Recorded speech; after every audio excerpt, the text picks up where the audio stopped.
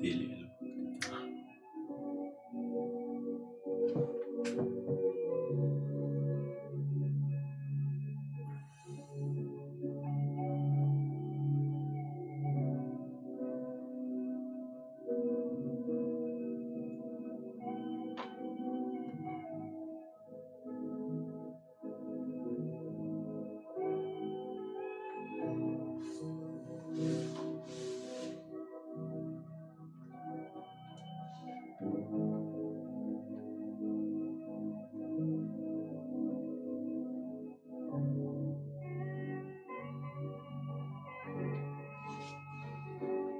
OK, c'est bon.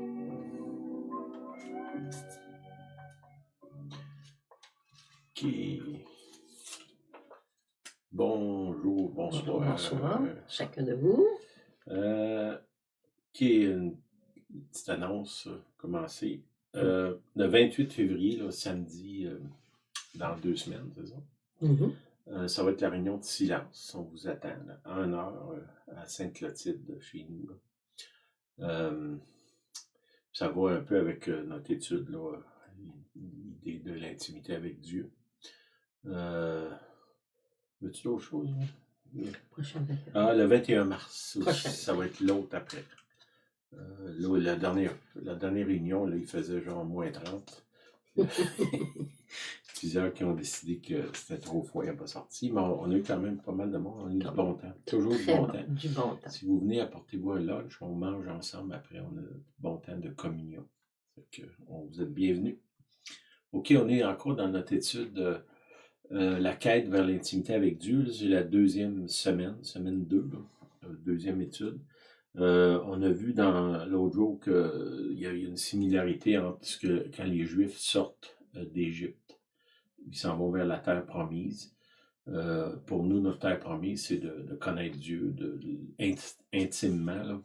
Puis on va voir un peu la démarche vers ça. Étrangement, pas beaucoup de gens qu'on rencontre qui sont vraiment intimes avec Dieu, qui ont une vraie conversation avec lui, qui entendent sa voix, qui a une interaction. Notre désir, c'est que ce nombre-là augmente. On peut connaître au sujet de Dieu, mais le connaître lui, c'est pas la même chose. OK, je veux continuer cette semaine. Je vais parler des barrières à l'intimité. Qu'est-ce qui nous empêche d'entrer intimement en relation avec Dieu? Il y a puis ça va à partir de la Genèse au début. Là, on pourrait dire que quand Dieu a créé Adam et Ève, son but c'était de venir les voir. Ça dit que le soir, il venait les voir là, pour voir comment ça allait, comment ça avait été durant la journée. Là. Il y avait vraiment une fusion, une communion entre eux. Puis on sait que bon, les humains, là, l'homme, la femme ont failli dans ça, puis ils ont perdu. La grande perte, c'est l'intimité. Là. Puis c'est ce que Jésus est venu restaurer, c'est ce qu'on va voir aujourd'hui. Les premières barrières à l'intimité avec Dieu, c'est le diable. Okay? Dans le sens, si on parle du péché originel, le diable vient, puis qu'est-ce qu'il fait? Il sème le doute sur les intentions de Dieu. Puis il fait ça encore aujourd'hui. Il y a beaucoup de gens qui ont peur de donner leur vie au Seigneur, de marcher avec Dieu. Puis cette peur-là, qui est souvent aucun sens, là, pourquoi tu aurais peur de te donner à Dieu, hein, le Créateur, qui est tout-puissant, qui désire nous connaître. Cette peur-là est réelle, mais sans fondement, mais elle est vraiment réelle. Ça, c'est une des choses qui est une barrière à l'intimité, la peur. Puis, comment je dirais, comme Adam et Ève ont fait, ils ont cru au mensonge. Puis le mensonge, fondamentalement, c'était Dieu, il veut pas vraiment ton bien. Puis si tu prends ta destinée entre tes mains, ça va aller mieux. On voit aujourd'hui dans le monde à quel point ça va bien. Tous ces gens-là qui ont décidé de prendre leur destinée en main. Autour de nous, puis plus aujourd'hui avec les médias sociaux, on voit tout ce qui se passe sur la planète. Là. Après ça, il y a le deuxième point, c'est le péché originel. Le mensonge dans lequel ils ont cru, c'est « vous serez comme Dieu ». Puis ça, c'est quoi? C'est les attributs de Dieu qui sont, on va utiliser le mot intransmissibles. Des attributs de Dieu qui ne peuvent pas se transmettre. C'est quoi? C'est omnipotent, tout-puissant, omniscient, qui sait toutes choses, immuable, qui ne change pas, invisible aussi. Omniprésent. Omniprésent, oui. Ça, c'est des choses des attributs de Dieu que les humains ne peuvent pas recevoir. Ils existent, mais on n'a pas, personne de nous qui est omnipotent ou omniscient, ça n'arrive pas. Puis ce que ça a fait, c'est que ce désir-là, on vous prenez juste l'exemple du contrôle. OK? C'est quoi ça? C'est l'omnipotence. Je suis tout puissant. Il y a toute une philosophie moderne là, de prendre le contrôle de ta vie, self-made man, va chercher la puissance dans l'univers comme si on avait accès à ça. Tout ce concept-là, c'est ce que les humains ont cherché depuis le début, d'avoir ces attributs-là, de contrôler mon environnement. Mais en réalité, moi, je ne suis pas omnipotent, je ne suis pas tout-puissant. Je ne peux pas contrôler mon environnement, on le sait, là, juste prendre une journée normale, puis on fait un plan le matin, puis c'est très rare que ce qu'on a planifié va arriver. Là. C'est que ça, on parle juste d'une journée. Là. Un des points que je trouvais un peu drôle, c'est immuable, Dieu ne change pas. Pourquoi il ne change pas? Parce qu'il est parfait. Puis nous, comment on est hostile au changement? On va s'entêter, là, des fois, de façon ridicule, parce qu'on ne veut pas changer notre position. Puis ça, ben, c'est un des... Il n'y a personne de nous qui est parfait, là. Ça veut dire que chacun de nous doit absolument changer. Puis là, souvent, on se met dans la position de Dieu, ben non, moi, je suis immuable. Je suis tellement bon, je suis tellement fin, je suis tellement, que j'ai pas besoin de changer, c'est les autres qu'il faut qu'ils changent. Puis ça, ben ça venait juste un, là. On pourrait parler de l'omniscient, toute la recherche de la connaissance actuellement. Chez beaucoup de chrétiens, ils veulent savoir, mais savoir puis connaître, c'est pas la même chose. Hein, savoir plein de choses au sujet de Dieu, que dans le fond, Dieu est invisible. Ça, c'est une chose. Dieu se révèle quand il décide de se révéler. Il n'y a personne de nous qui peut forcer Dieu à se révéler. Là. Ça, c'est une des caractéristiques immuables de Dieu. Nous, souvent, je dirais, dans certains moments de ma vie, j'aurais aimé ça être invisible. Surtout après qu'on vient de faire une grosse gaffe. Là. On aimerait ça pouvoir devenir invisible. C'est pas un attribut qu'on a, ça. Puis là, il finit en disant, ben, cette malédiction-là, il dit, si tu prends l'arbre de la connaissance du bien et du mal, le jour où tu en mangeras, tu mourras. OK? Puis là, il faut comprendre que la connaissance du bien et du mal, dans ça, la connaissance du bien est aussi toxique que la connaissance du mal. Ça, je voulais ça, peut-être prenez ça en note, puis réfléchir, puis prier là-dessus. La connaissance du bien de cet arbre-là est aussi toxique. Pourquoi? Parce que si je cherche la connaissance, mais j'ai pas, mettons, je dirais, la perfection, comme immuable, comme Dieu est, ou l'omnipotence, ou l'omniscient, dans le fond, je m'illusionne moi-même. Hein? Il y a un passage en Bible qui dit « Celui qui croit connaître, c'est parce qu'il n'a pas connu, comme il devrait connaître. » Ça, c'est dans Corinthiens, je pense. Il me semble que oui. OK. Bon, dans ça, il y a, comme je l'ai dit, là, il y a Satan qui s'oppose à nous, le péché originel qui est vous serez comme Dieu. Puis l'autre chose, c'est on va appeler ça l'échec humain. Ça, on pourrait nous, on utilisera aujourd'hui, on dirait le moi. OK?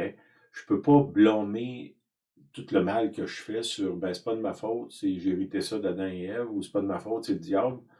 Une grosse partie de mon incapacité de devenir intime avec Dieu et avec les gens autour de moi, c'est ma nature de péché, le moi, là, qui, lui, veut s'élever, puis il veut pas changer, puis tout ça. Puis ça, on pourrait dire que dans notre étude qu'on va faire, là, on va s'attaquer à ça. On va pas aller loin avec l'idée de toute la manipulation de Satan, ni l'idée du péché originel. Ça, ce serait une autre chose, là.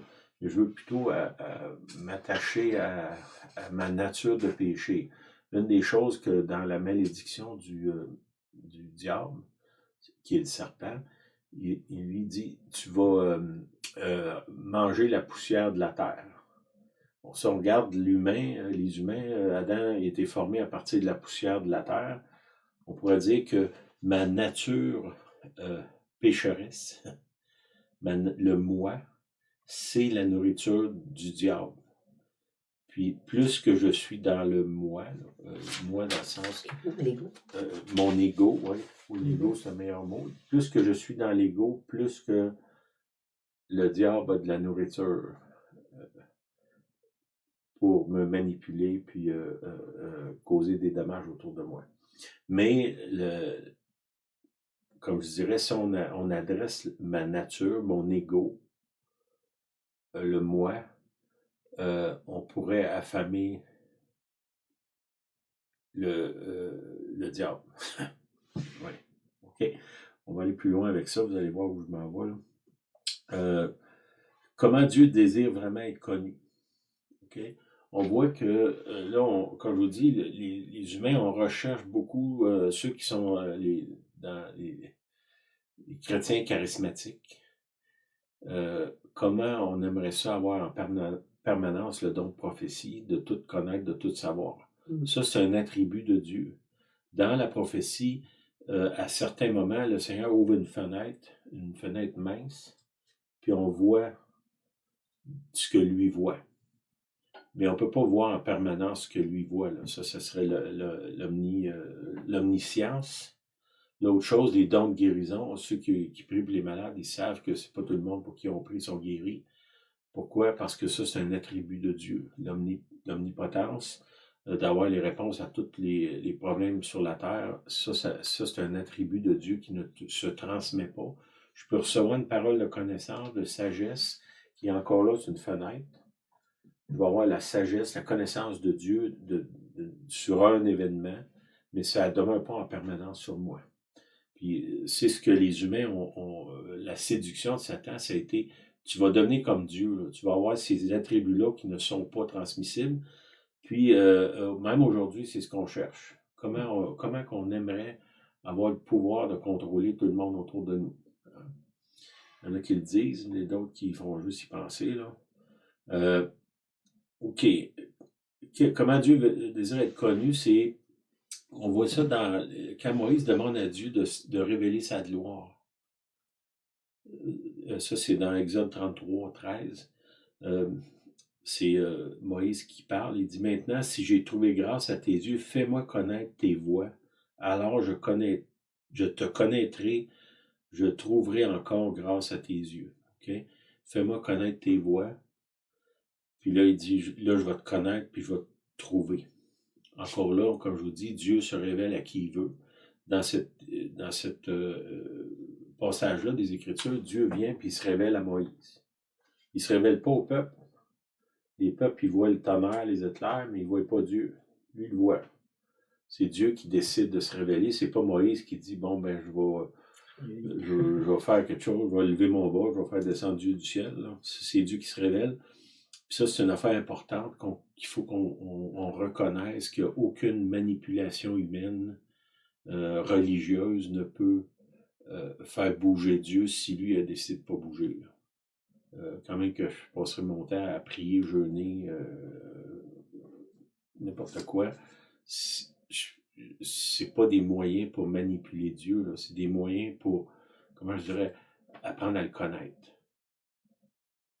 Il ne faut pas utiliser ces moyens-là en pensant qu'à force de faire ci ou ça, de sacrifice, je vais faire bouger Dieu. OK, dans ce passage-là, en Exode 34, 5, je dirais les premiers omniscients, omniprésents, toutes ces choses-là, ça c'est la nature de Dieu, ce qu'il est. Okay? Là, on va voir ses attributs. Ces attributs qui sont communicables. Ça veut dire que c'est une partie du divin qui peut nous être transmis. Dans un autre passage, on pourrait appeler ça les fruits de l'esprit.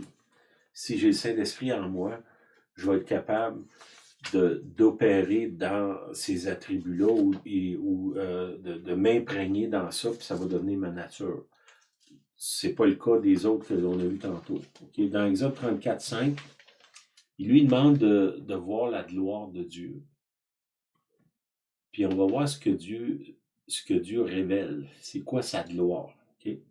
En tout cas, la gloire qu'il veut transmettre aux humains.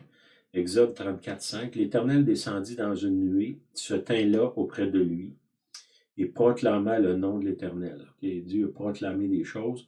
Et l'Éternel passa devant lui et s'écria, l'Éternel, Dieu, premier, miséricordieux. Hein?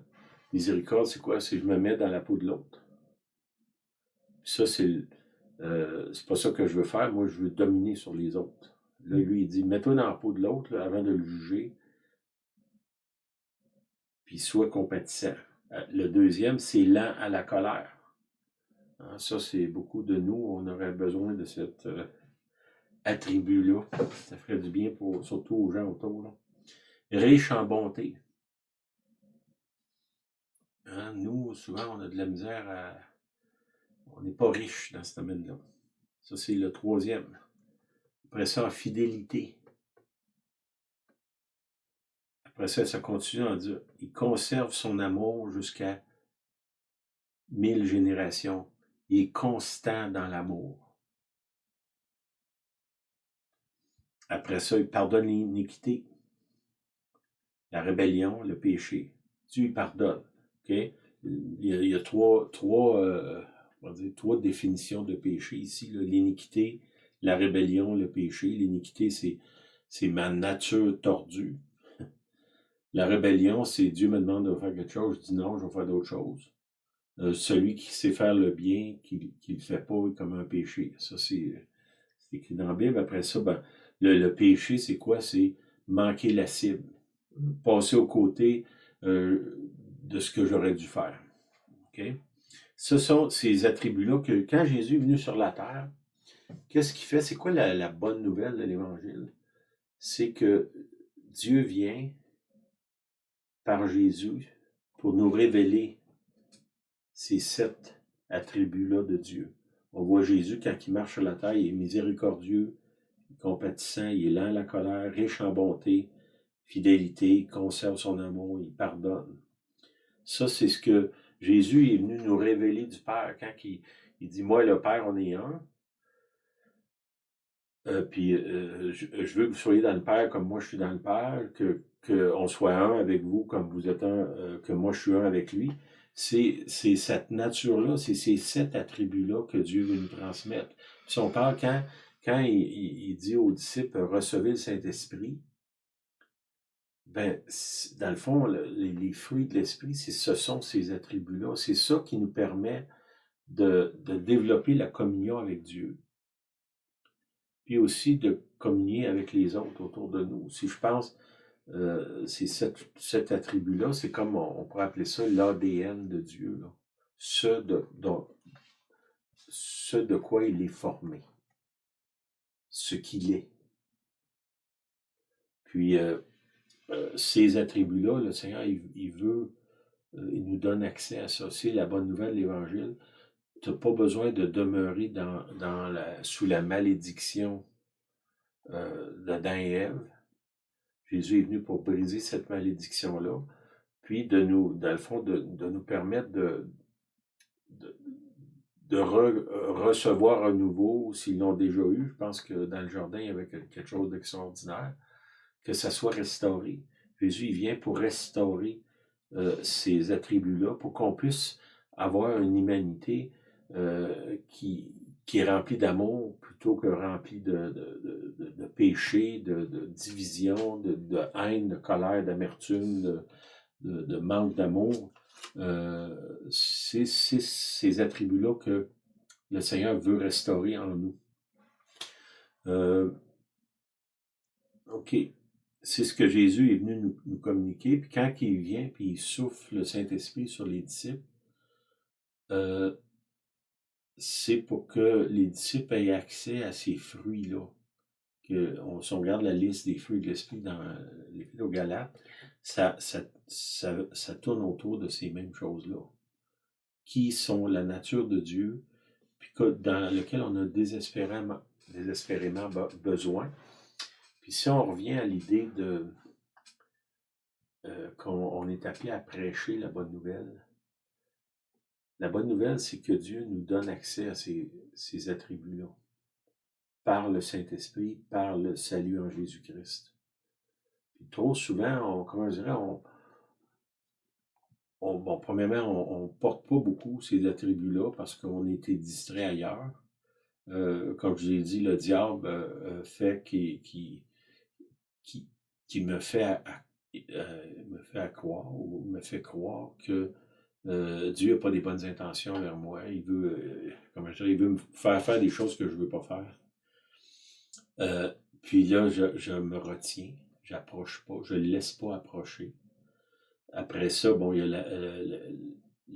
la nature que j'ai héritée d'Adam, cette idée-là que, Seigneur, moi, je ne veux pas être rempli de compassion, je veux être rempli de puissance. On voit beaucoup, au travers des années, on a vu ça, les gens qui opèrent dans les dons, souvent, ils n'ont pas ces attributs-là, puis d'habitude, ça ne dure pas longtemps, ou ça se finit mal. Fait que, oui, Dieu veut qu'on opère dans les dons, puis comme je vous dis, les dons de l'Esprit, c'est une fenêtre qui est momentanée où est-ce que j'ai accès à la nature de Dieu qui ne se transmet pas. Tous les dons de l'Esprit, c'est ça. Mais ce que Jésus est venu nous donner, c'est beaucoup plus les attributs de Dieu, les fruits de l'Esprit. Si vous voulez durer dans l'éternité, c'est les fruits. Parce que quand on va être au ciel, on n'aura pas besoin des dons de guérison, hein, pas besoin des dons de prophétie, pas besoin des dons de discernement, de chasser des démons. Hein. Il n'y a rien de ça qui va s'opérer dans le ciel. Qu'est-ce qui va s'opérer? C'est ces attributs-là. Puis trop souvent, on a comme mis ça de côté. Pourquoi? Parce que si je suis tordu par ma nature de péché, puis que je me fais croire que je me trompe moi-même, on va dire, en pensant que j'ai les attributs de Dieu qui sont non transmissibles.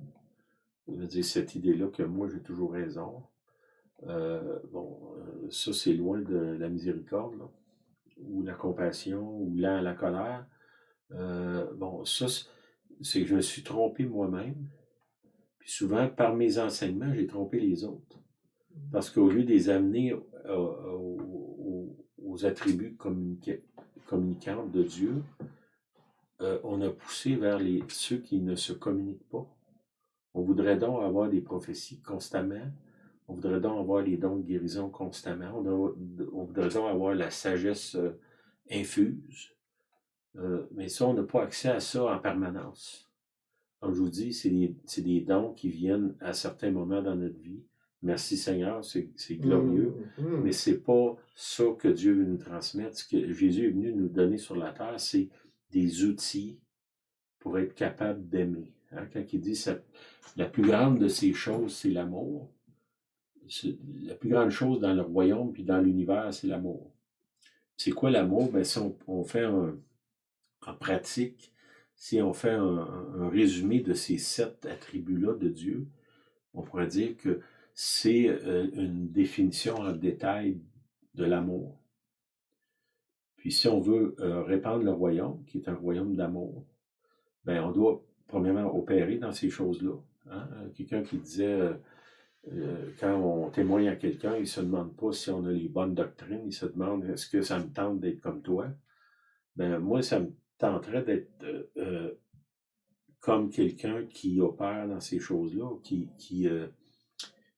me révèle que c'est possible d'avoir de la miséricorde, que c'est possible d'avoir de la compassion, d'être riche en bonté, d'être fidèle, de conserver l'amour même quand c'est difficile. Combien de fois, juste ça, conserve son amour jusqu'à 1000 générations. Nous, des fois, on compte ça en minutes.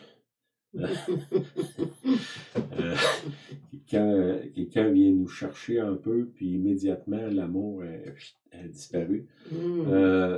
Puis là, ben, lui, il dit, dans le fond, quand Moïse demande à Dieu de se révéler, c'est ça qui révèle. Fais-moi voir ta gloire. Qu'est-ce qui est glorieux en Dieu? C'est cette capacité-là infinie d'aimer. Qu'est-ce que Dieu veut nous transmettre? C'est ça. Je ne pense pas qu'on peut prétendre qu'on est là.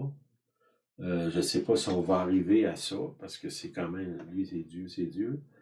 Mais au moins, marcher dans cette direction-là.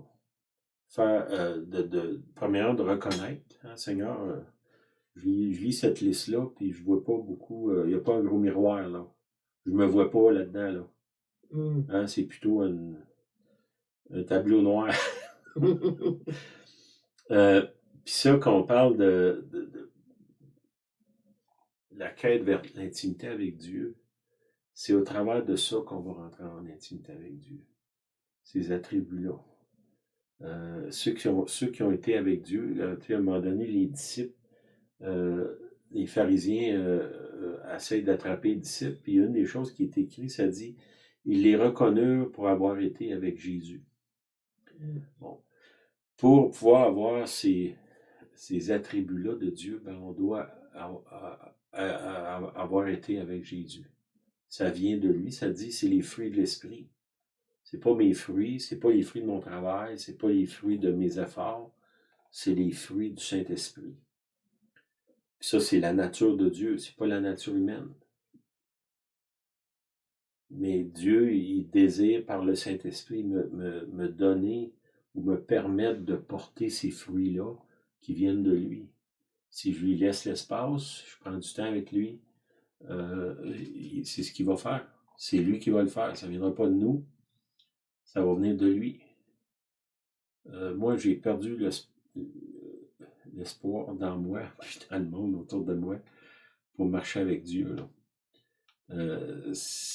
Il faut juste s'abandonner. Seigneur, toi, tu le sais, Seigneur, toi, tu vas le faire. Parce que moi, je sais que je n'arriverai pas. Je te fais confiance. Puis c'est un peu ça qui s'est perdu avec Satan, la ruse de Satan. C'est de dire, non, tu ne peux pas faire confiance à Dieu. Là. Tu ne peux pas attendre à lui, il faut que tu le fasses toi-même. Puis en réalité, ce qu'Adam et Ève avaient, c'est cette dépendance-là envers Dieu. Puis est-ce qu'on n'aime pas ce mot-là, dépendance? Hein? Ça, c'est vu comme un peu un genre de stupidité. Là. Une faiblesse. Hein? Une faiblesse, oui. C'est une faiblesse. Ah ouais? C'est, Paul dit, quand je suis faible, c'est là que je suis fort. Pourquoi il dit ça? C'est le Seigneur qui dit ça. C'est quand tu es faible, c'est là que moi je suis fort. Fait qu'il dit, je vais me glorifier encore plus dans mes faiblesses. Ça, c'est Paul qui dit ça. Lui, il se glorifie dans ses faiblesses. Puis nous autres, on se glorifie dans nos forces. Lequel des deux a raison, vous pensez? Hein? On va réfléchir là-dessus. OK. Le but, c'est, quand je vous dis toutes ces choses-là, les 3 premiers points que j'ai c'est ça qui nous a éloignés de Dieu. Dieu vient, il se révèle à Moïse, puis il donne ses attributs, qui sont, on pourrait dire, une carte, ou le résultat de notre recherche de Dieu. Si on cherche Dieu, ben voici ce qu'on va avoir. Puis Paul, quand Moïse, il dit au verset Exode 33-13, il dit « Fais-moi connaître tes voies, alors je te connaîtrai, et je trouverai encore grâce à tes yeux. » Puis là, il demande, il dit « Si j'ai trouvé grâce à tes yeux. Okay? » Ça veut dire il reconnaît que la grâce va venir de Dieu, pas de lui. Parce qu'il demande un peu, presque désespérément, si j'ai trouvé grâce à tes yeux, fais-moi connaître tes voies. Seigneur, tes voies, je ne sais pas comment tu marches, comment tu fonctionnes, je ne sais pas comment tu vis, comment tu vois le monde, je ne sais pas, Seigneur. Moi, j'ai mon idée, c'est rempli de jugement puis d'incohérence, parce que je ne suis pas omnipotent, omniscient. Mais toi, Seigneur, tu connais toutes choses. Fais-moi connaître. Alors, je te connaîtrai. Si tu te fais connaître, c'est là que je vais te connaître. Attendez, comment je dirais, suppliez-le de venir à vous. Comme je vous dis, c'est pas nous qui décident. Allez humblement demander au Seigneur, en sachant que vous avez les mains vides, en lui demandant de se révéler. Parce que ça vient de lui, la révélation. Et Dieu est invisible, on le sait. Il se révèle à qui il veut. Puis j'aime l'histoire de... C'est quoi la...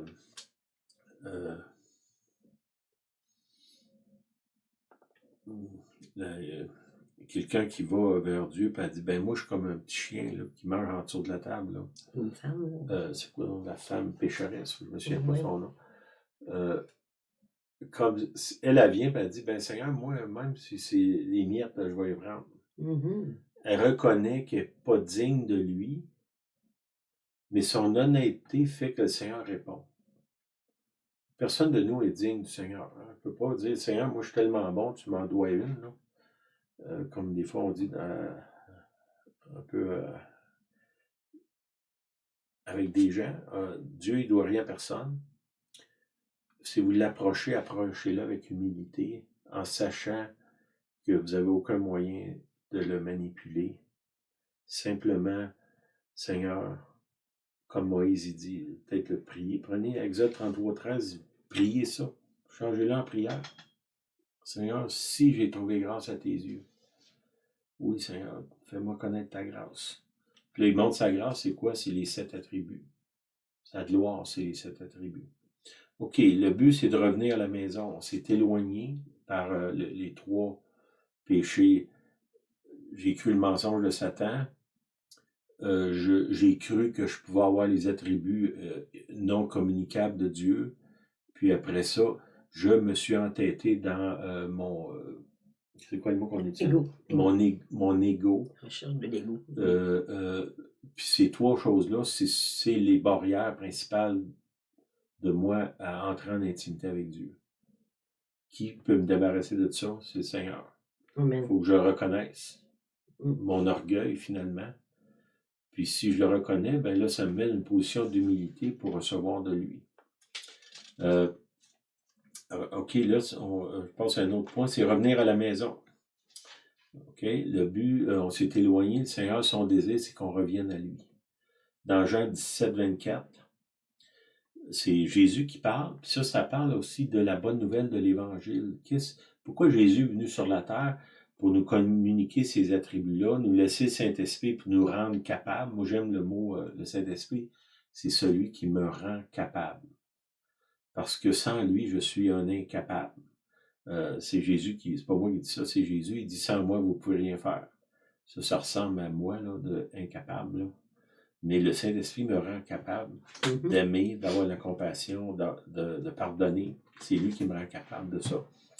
Dans Jean 17:24, Père, je veux que là où je suis, ceux que tu m'as donnés soient aussi avec moi. Ça, c'est la prière de Jésus au Père en parlant de nous. Ceux que tu m'as donnés. Okay? Qui choisit qui, je ne sais pas, c'est les affaires de Dieu, afin qu'il voie ma gloire, la gloire que tu m'as donnée, parce que tu m'as aimé avant la fondation du monde. OK? Quand il dit afin qu'il voie ma gloire, puis là, si on recule dans Exode 33:13, il dit je veux voir ta gloire.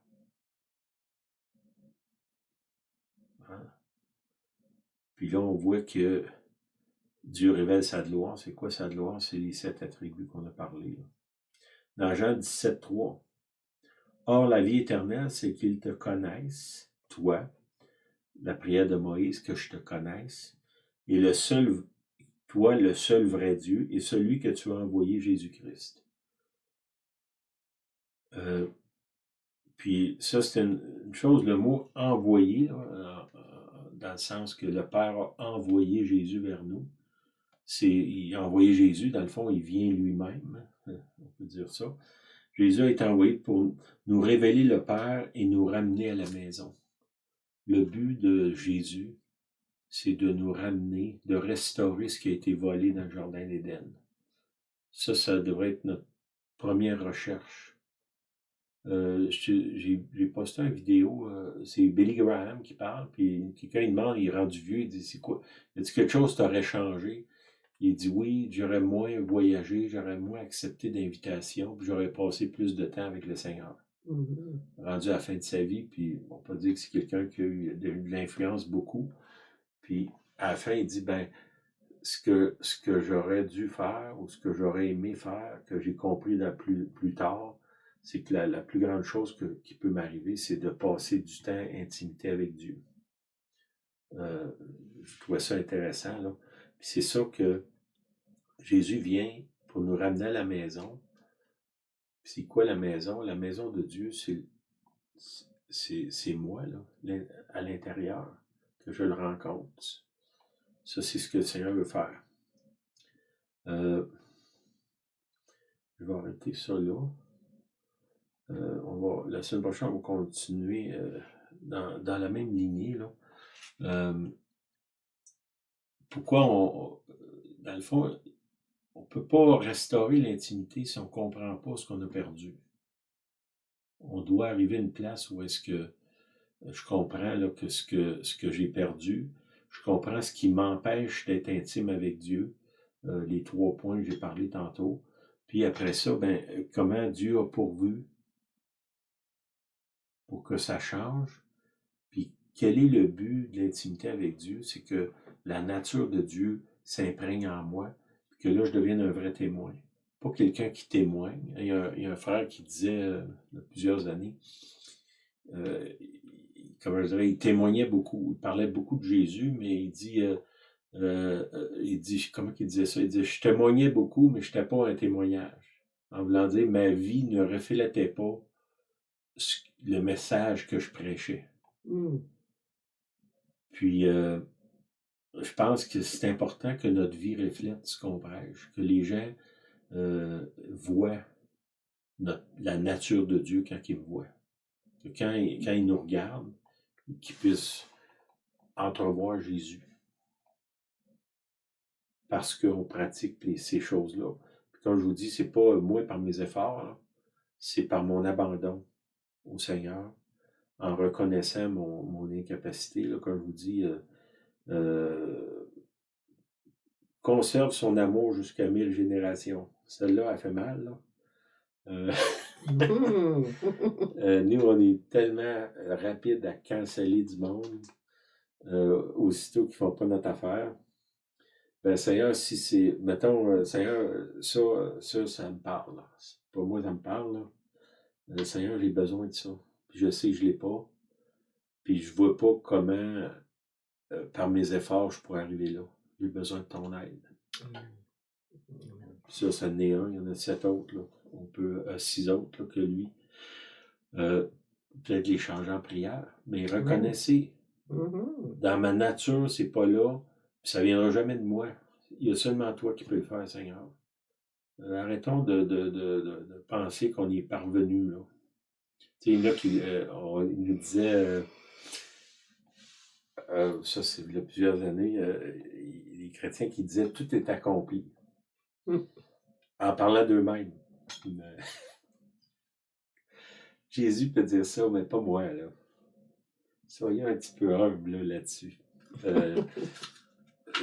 Jésus a tout accompli, mais moi, je ne suis pas rendu là encore. Là. Amen.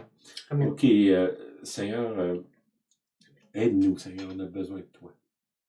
On on veut te connaître, on veut être intime avec toi, mais il y a tellement de choses, notre orgueil, nos préjugés, nos ambitions malsaines, l'incompréhension nous sépare de toi, Seigneur. Seigneur, on veut humblement venir devant toi et te demander de te révéler à nous. Puis oui, de te révéler à nous, Seigneur, que c'est par ta révélation, par ta lumière, on va voir la lumière. Seigneur, je reconnais que ça peut seulement venir de toi. Amen. Amen. Oui, Père, au nom de Jésus, je prie. Amen. Amen. T'avais-tu quelque chose? J'ai un petit point que quand Sylvain parlait de Moïse dans Exode 33, verset 13. Fais-moi connaître tes voies. Mais n'oubliez pas que Moïse, il a passé la mer Rouge. Il y a tout un peuple derrière lui. On est je pense qu'il était à prendre les tables de l'Alliance. Puis à ce moment-là, il a vu dans le buisson ardent, par exemple, quand il a eu son appel de retourner en Égypte pour libérer le peuple, il va les conduire jusqu'à la mer Rouge, il va voir la mer va s'ouvrir. Il a vu des manifestations de Dieu puissantes. Là. Puis là, il est rendu là, au point qu'il demande « Fais-moi connaître tes voies ». Ben, on pourrait dire qu'il avait goûté à la main de Dieu, mais là, il veut voir la face de Dieu. Mais avant d'avoir la face, il a goûté quand même à la puissance de Dieu dans ses œuvres. Puis, donc, ma conclusion de tout ça, c'est que fais-moi connaître tes voies, ça doit être révélé. Ce que là, on voit de Dieu, c'est merveilleux les miracles. Mais c'est merveilleux les miracles, on va les voir. Mais la révélation de Dieu, c'est beaucoup plus profond. Et c'est pour ça qu'on doit le chercher à le connaître, lui, personnellement. Voir sa face, au lieu de toujours chercher sa main. Amen. Amen. Amen. Ben, merci d'être là. Merci de nous écouter. Oui, de nous suivre. Merci d'être là. Accrochez-vous au Seigneur. Oui, ça vaut la peine. Toute bonne chose vient de lui. Amen. Toute amélioration dans notre vie va venir de lui. Je suis convaincu que ça ne vient pas de nous. Amen. Soyez bénis. Bonne semaine. Bonne semaine merci à chacun. d'être là. Merci.